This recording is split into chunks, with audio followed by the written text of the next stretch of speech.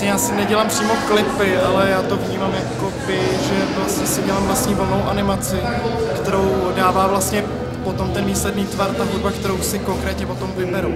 Že to není přímo, že bych vlastně někdo, že by mě požádal o vytvoření videoklipu, ale v podstatě to většinou vychází ta iniciativa ode mě a já si vyberu například track, který se mi líbí, oslovím umělce a ten mi ho dá a já pak na to udělám animaci. Takže v podstatě bych ani neřekl, že se jedná o nějaký videoklip, ale vnímám to jako čistě animaci z mojí strany.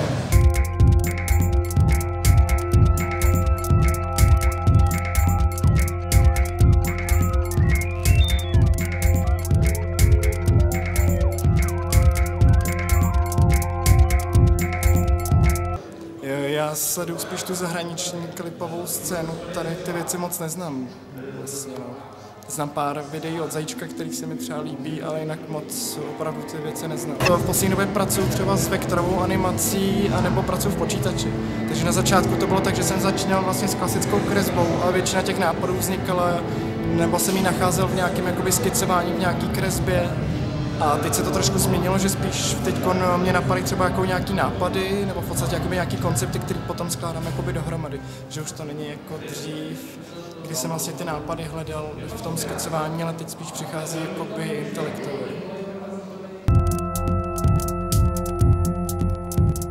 Teď chci dělat, zajímá mě vlastně živá loutková animace, nebo vlastně v reálném čase pracování takovou animací, s tím bych chtěl experimentovat teď, takže vlastně teď budu pracovat i s tím videem.